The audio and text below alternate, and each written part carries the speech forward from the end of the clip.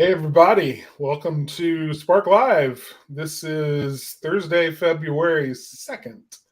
You Can you believe believe it's it's February? February already? I know it's hard to believe it's February. I had to say that at the very beginning because I watched one of the late night shows last night and they were making fun of all the news people February 1st.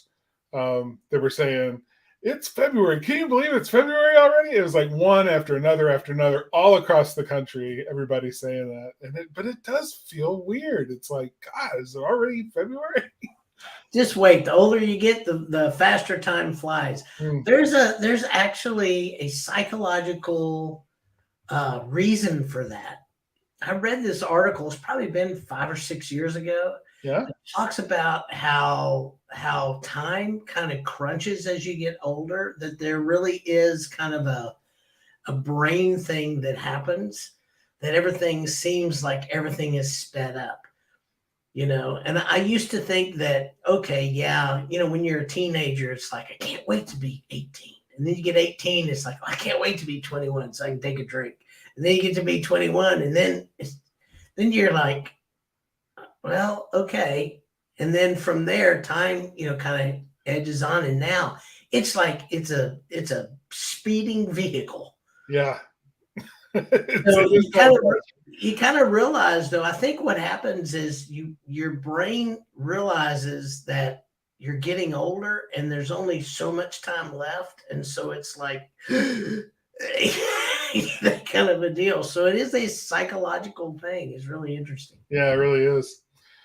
Well, welcome everybody. Appreciate you being here today. Make sure you give us a thumbs up or like to start off today, so that the forces that are what they are and the places that be will do their hokey pokey and make it all work for us. So I love that. Do the hokey pokey. Yeah, I that's don't what know. I think. That's TikTok. I think Oh, it's TikTok where you have to do the hokey pokey so it okay, you're all works. probably right. Yeah, yeah. Just saying.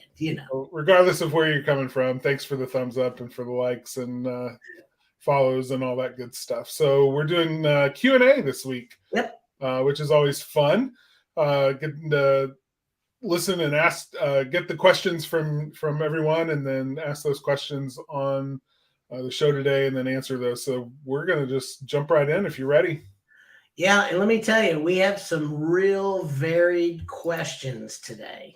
Just to let you guys know, we're a little bit of everywhere, so it's going to be interesting. So here we go. Oh, what did you All right. say? Who'd you have on there? That was Mark, just saying hello. So I wanted to just put his comment up there. Thanks, All Mark. right. Well, thank you, Mark. I appreciate that. I just stole your thunder and Carter's, so sorry about that. So I thought this was really a really good question that I got in one of my conversations a few weeks ago. When everything is equal, what sets a company apart from the pack? Hmm. Isn't that interesting? Yeah. So So let's, all else being equal. yeah, if all things being equal, so there's a couple of different ways that you can look at this. One is if everything is equal online with Google, who wins? That could be, who sets apart, who gets, maybe gets a little bump up, bump down, whatever that is. Or you could look at it, if everything is equal in reviews, who wins? Hmm. If everybody is equal in customer service, who wins? I mean, there's a lot of different ways to look at this. So I want to get your opinion on that. Yeah, well, I mean, at first blush, this question, and I don't know who asked the question, but sets the company apart from the pack. My guess is that they would be talking to us specifically about like, um, in search, the local pack or front page Google search results. What sets people apart? If you've got a collection of 4 or 5 companies and they're all about the same size, they've all been in business about the same amount of time, they've all got the same number of reviews, and the stars are, their ranking or rating is about the same. um, what is it that would set that company apart from the pack? And it's a great question. you know the all of those things are determining factors, and there's a heck of a lot more of them. We're just discovering some information. There was a published article, one of Google's competitors, a competitor that uses a lot of Google information, or Google, copies a lot of what Google does in order to build their search engine, called Yandex. It's popular more in Eastern Bloc countries. But the it seems that there are literally thousands, like maybe even 10,000 or more particular things that these modern search engines are looking at in order to understand which websites to serve up to somebody who's searching. So that's a heck of a lot of points of data in order to really understand what sets apart, what sets a company apart when everything is equal. And how do you know that it's equal with that many things? I mean, it's a tough question to answer. Um, I would just say that at that point, it's the offline things. It's your brand awareness. Um, the person who's going to win that battle is going to be the person that, among the 4 or 5 companies that are showing up, which one is the one that everybody, it's just on the tip of your tongue. It's the household name. It's the one that is sponsoring the little league teams and even the professional teams. It's the ones that are doing the advertising on television and radio. It's the ones that have the coolest trucks out there with the truck wraps. I mean, that would be the thing that I would think would probably tip it over. If everything's equal online, then the only advantages you can really go after are the things that are offline, so that when somebody sees you online, they go, oh yeah, I remember that company. I see their trucks all over town, or they're the ones that sponsor the hockey game, or whatever. So that would be my take on it. Yeah, and I'm right there with you. That was kind of my answer. And my other answer, well, it depends on the day, because that's the other thing that happens is, people don't realize Google changes almost every single day. All the search engines do. I mean, they change their parameters, they change what they're looking at, what they're weighting. We don't always know that behind the scenes, everything we see may be equal, but everything they see may not be. And so getting a little bit of a peek under the hood has been really interesting with this Yandex thing. It really is. It's, yeah. I mean, it's super technical, but Yeah. essentially there was a code leak. Yeah. And some of the source code from Yandex's search engine was published online. And it was enough to get a glimpse, anyway, at how search engines work more under the hood. Some business case type things that make those companies operate. So, but yeah, I mean, quite a bit of it has to do with search as well. Yeah, there's about they kind of went through it. I don't know. I'll be 100% honest. I sent the article to Fred and Garish and Carter, because the code stuff was like whoosh, over me. I mean, a lot of things I understand, but when you start digging in the code and what that means and this thing means and over here means, that's beyond me. Yeah, and the article, I mean, it unpacked it a little bit, but it wasn't totally over my head, but it was grazing the top of my hair a little bit. Yeah, it was really in depth. But the part that I thought was the most interesting thing was directly related to search.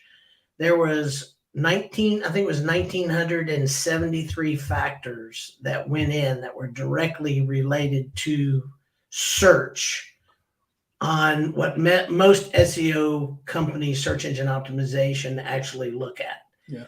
But overall, there was a little less than 18,000 points in changes that they look at and tweak over time. And I was like, oh yeah, that's a few more than what Google says. Yeah, we do 800 a year. We do, I was like, yeah, it's a little bit more than that. Yeah. Well, one of the things that it revealed was that, there's a bit of an exponential effect that all those data points have in the way that they use it for ranking. So depending on the number of websites that are ranking for that term on the first page, they'll use those 18,000 points or whatever it is. But then they iterate through those things in a comparative way. It's complicated. There's no way I'm going to be able to describe it well, but essentially 18,000 doubles or triples. And then, then there's more comparisons that happen with the sites that clear that hurdle. And then, it again is run through a process. And so these layered algorithms have a real exponential effect until the point that I dare say hundreds of thousands of evaluations against your web page and everyone else's to determine who gets that top organic spot. Yeah, I mean, it's just crazy. It's just absolutely crazy and fascinating at the same time. So I know that really, maybe doesn't answer the question, but it answers the question. So here's the next one. Is everybody slowing down? Well, we were just talking about how time is speeding up for some of us. Yeah, there you go. Well, I'll take this one because I talked to a lot of people. I will tell you that some of the Midwest, some of the Northeast, and a lot of the Northeast, and down the eastern seaboard, the coastline, they are absolutely slowing down. I know we've slowed down here in Nashville as well, some areas, and the reason is we've not had much of a winter. It seems like we're now on our second big cold blast, but outside of the 2 or 3 days of just absolute frigid ice and rain and whatever, we just haven't had much of a winter. So we should probably clarify that specifically what we're talking about is for seasonal businesses, specifically those who have a really busy fall and winter, is their season slowing down. Yeah, but even the HVAC companies right now are struggling because they're not seeing the calls and the volume that they've had in the past because it's not been cold. It's not been cold. I mean, it's been very unseasonably warm in a lot of places. Those areas in Oregon, Washington, Colorado, and some of those areas where they've seen a lot of snow, a lot of snowpack and all that, they're actually doing really well. So it kind of depends on where you are right now. There's some weather related things. I also think the economy is certainly not helping. Even though I read today that the economy is not in near as bad a shape as everybody thought it was going to be. But by this time, everybody was expecting a lot worse, including me. Yeah, I really thought it was going to be a lot worse than it is.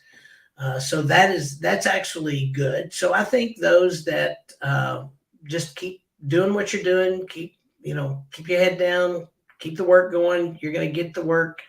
I also think people who have really robust follow-up systems and are making sure they are maximizing. This really is a time to maximize, I think, for every single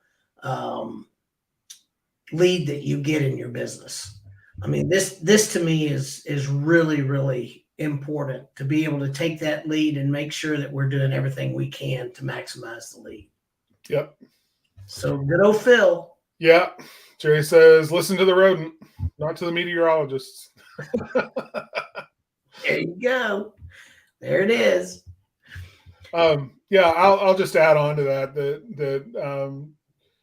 the companies that we see that are truly affected by the seasonality are the ones that are in those geographic areas that are just seeing warmer temperatures than usual. But even within those geographic areas, we have clients that are still doing pretty well, that are seeing, they're still staying very busy and booked out. So what difference there is with companies that are kind of booked out right now is that they're going after, or they seem to be with the kinds of customers that they're going after, right? The ones that they're targeting. And by that, I mean, the way that their website is set up, the audience that they appeal to, where they advertise, and everything else. They seem to be going after slightly more wealthy areas and wealthier customers. And it stands to reason. I mean, this is just a fact of any downturn, any market change for the worse. The rich are just not going to be affected by it first. They're going to have, they're not going to feel the effects of it in the beginning. And it may be a long time before they start tightening their belts. So if you're thinking about, if you're seeing your market dry up, you might start thinking about finding, a way of really getting into a higher clientele.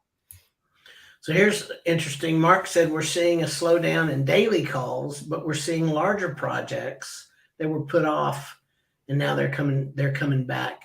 Yeah, and I think it's really important to note here that the people that we know that seem to be really successful, and I'd be curious, Mark, if you do this, are companies who are providing financing for those larger projects too. A lot of people get the 12, interest free in 12 months. I mean, that's what I did in mine, when I put my new stove in. The other thing I think that we're not taking advantage of too, because I don't see it, and when I've talked to people, they're like, yeah, and it's just kind of I get put off kind of to the side, and it's like, well, okay, that's fine.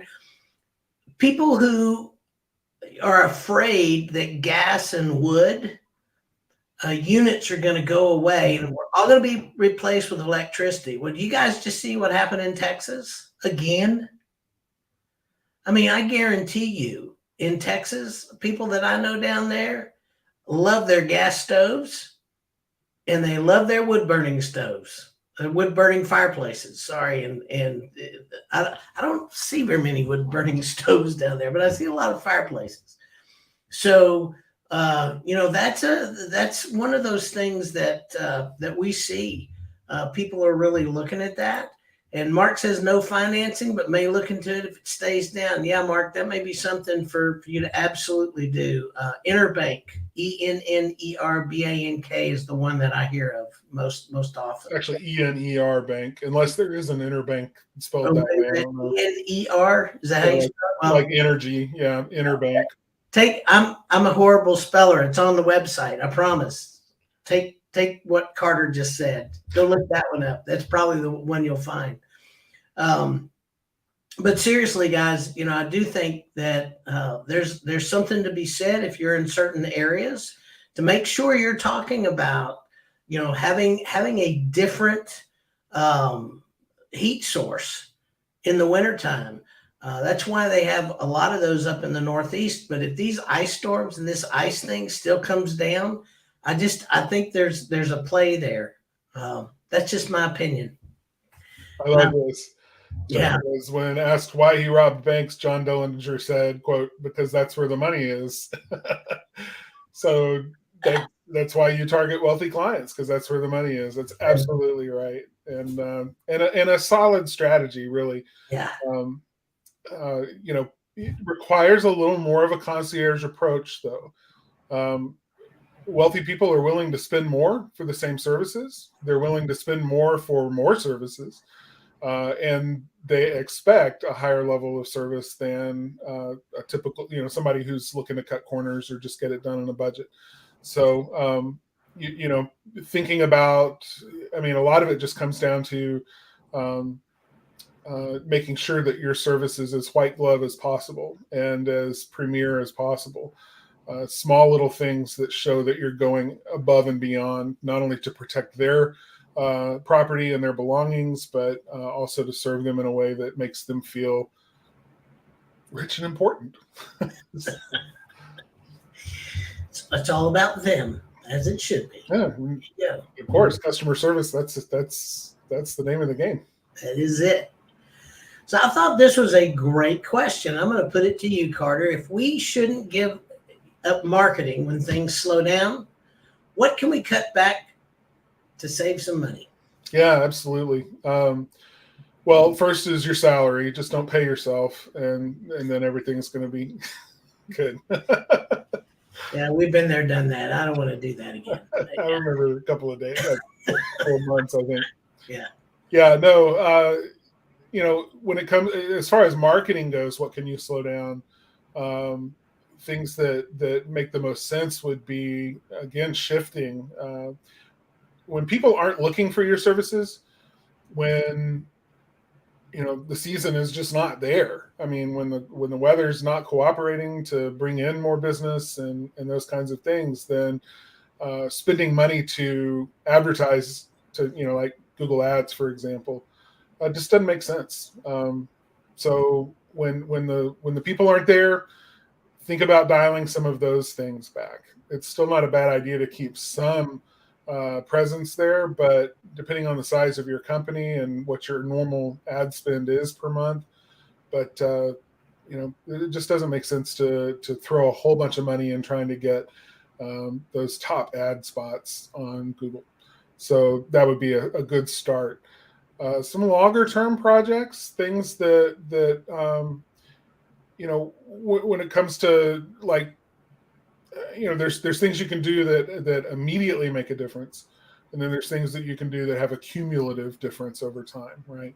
So you can pause some of those cumulative things for a short period without seeing too many deleterious effects, but it's not a good idea to put full stop on it, put the brakes on it completely, and come to a full stop. So some of your SEO organic strategies, link building strategies, things like that. Sometimes we'll work with a client to refocus some of our efforts to help them with more short-term plays and move the budget around a little bit so that some of those longer term, more stable, those are the kinds of activities you want to do because they bring a lot of stability, right? They insulate you from those shifts with the Google search results where you're bouncing around in the search results, and one day you're on the front page and the next day you can't even be found until page 7. That kind of nonsense, nobody likes that, and that's not a very good way to build a consistent book of business from search. So you do these long-term strategies to build in momentum that makes it harder to slow you down, makes it harder for those kinds of changes to really impact your business. Feast or famine kinds of impact, those wild fluctuations. So you can attenuate, you can adjust some of those things in order to put the budget where it really needs to go, or to save a little bit of money when things get really tight. But absolutely, I agree that you shouldn't give up marketing. Too many people I see that because they don't have budgets in place, they don't understand what they need to spend in order to get a customer. They don't understand what they need to spend in order to keep a customer. So then they get behind the 8 ball, things are tight, they can't make payroll, and what's the first thing they want to do? They want to just cut off marketing completely, because that seems like an expense that is an easy one to cut. But when you're going uphill and you're trying to climb a mountain, that's not the time to let off the gas. That's the time to put the pedal down and use the engine that you've built in your business to help you climb that hill and survive, to get to where you're going. So you may have to use budget gas. You may have to adjust a few things, but you don't want to let up completely. That's just the wrong response. So I'm going to put a different hat on and take it out of the marketing realm a little bit. But there's some things that people never want to address in their business, and because they don't want to look at it. So one of the places that you can really look at when it slows down is waste. I mean, waste in your business is a place that you can save, and if you have the time and inclination, go look at waste. Here's the other thing. I think I think it's really important when times are tough to go reevaluate things. We do this once a year. I reevaluate our phones. We just did this. We reevaluated our cell phone bill and looked at that. And I cut some stuff off our cell phone bill. I turned around and we reevaluated some software that we use. Do we need this? Is this stuff that we still need? Can I get a better deal? I mean, these are all the things that you can do and reevaluate all the vendors that you work with. I think that's really important. And I've had people even say, "Well, does that mean you?" Absolutely, it means us. I mean, we have people call us all the time and say, "What do we need to do? Do we need to shift over here? Do we need to do this? Do we need to do that?" And we talk about it. Sometimes they don't change, and every once in a while, they're in a situation they really need to make a change, to make something happen. I mean, we work with people when that happens. So that we're not the only ones that can do that. So I think you just reevaluate every contract, everybody that you do business with, and see if you can get a better deal, maybe a month or two that you don't pay or something, that can help you kind of get over a really hard spot. Now, here's the thing I will tell you though. If you do that every year and people know that you're making money hand over fist and you're trying to just, put their head in a vice, they're never going to help you, even when your head is in a vice. I mean, and we've had people do that to us that every single year. And I know I can, I get I see y'all's Facebook pages. I know your vacations that you're taking and all the travel that you're doing and the dinners that you love to take, champagne and great desserts and all this stuff. If you're out doing that and I haven't had a vacation in 3 years and you're trying to tell me, oh yeah, it's terrible. I'm gonna say, yeah, you maybe have your priorities in the wrong place. So understand that there are things you can do, but with the internet, your vendors can see what you're doing as well. I always laugh at that. I've got a couple of stories I'll tell one day when I get permission on when you write your memoirs. I've caught some guys. I call them back going, hey, yeah. And we've laughed about it and gone on and had great relationships. So, but just to understand, those are some of the things that you can do. And actually, I think you should do it. I think you should reevaluate things all the time. I mean, I just think that's good business. It's something that you should do. I think the other thing that you should do is if there's another service out there that you think you can add or try or whatever, when it's down in one side, it's probably a good time to try that. If you've got a little bit of capital and inclination to do so. I like what Chuck said here as a response: budget for slow times in advance and focus on training and new service bundle offerings when you get slow. The new service bundle offerings is the part that I keyed in on there. And that's a great point. I think I wrote about that in an article. I can't remember which industry I wrote for in that one, but essentially saying that, and this kind of went hand in hand with marketing to the rich or to wealthier homeowners. Oftentimes building a package that makes sense for them or that it's very appealing to them, that's kind of an above and beyond red carpet or white glove kind of experience for them, makes a lot of sense. But also for the budget conscious too, you can put together packages that really appeal to them. Combine a lower cost service that people seem to hack off when of the thing. Like, for example, I always have a company come out and do my chimney and dryer vents at the same time. And, if things were tight, I guess I'd probably lop off the dryer vent. It's just, something that I didn't necessarily need to get done this year. But if they're offering a special that, gives me something, some perk or some discount or whatever, if I go ahead and do them both at the same time, then what that company is essentially doing is making sure that their per roll, every time their truck rolls, they're making more per customer. But they're also giving me a service that I appreciate, because now I didn't have to make a hard choice or put my family in danger by not getting a service done that needed to be done.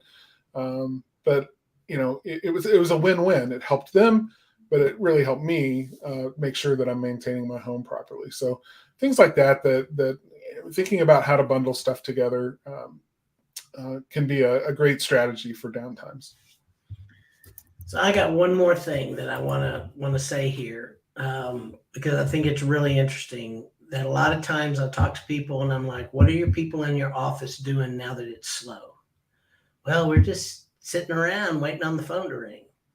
Guys, you got people in your office. Don't ever have them sitting around waiting the phone to ring. Have them start dialing and smiling and calling customers and, calling on those estimates, calling. It's amazing to me.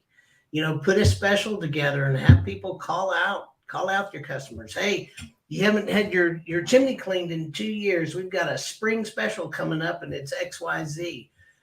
Always things that you can do, to drive business.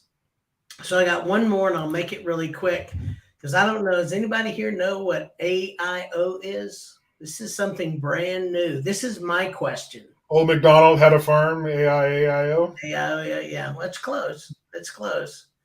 This is an entire new industry around artificial intelligence, and it's called artificial intelligent optimization.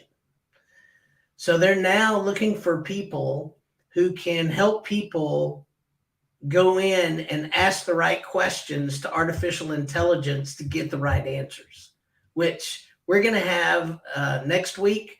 We're going to come from Heat Shield and talk about some of the things we learned from Heat Shield. But the week after that, I think we're going to be talking about Chat GPT and artificial intelligence. So that's going to be a fun one.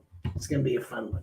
Everybody's talking about it right now, and it definitely has impacts and implications for small home service businesses. Yeah. So here we go, guys. We're a little bit over, so I'm going to kind of call it here. sparklive is released also as a podcast on Spotify, iTunes, Google Play, Podvine, or your favorite player. Also want to make an announcement. I didn't put it up here, but I am doing the How to Grow a Small Business on a different platform, a different webinar platform on February 17th. You can register for that on taylorkhill.com if you'd like to see that. And we'll be on time, hopefully every time from now on. Whew, that was hard. That was hard. Yes, it was. So next week, again, we're going to be live from Key Largo. We're going to be talking about the highlights from the Heat Shield Conference, and who knows who we'll run into down there. But hopefully that'll be a great time. So guys, thank you again for joining us. It's always fun when we have so much participation. We hope you guys enjoy this and not only enjoy it, but learn from it and take it from here and be able to put some of these things in your business. So we'll talk to you later. Thanks. Thanks, everyone. Bye-bye.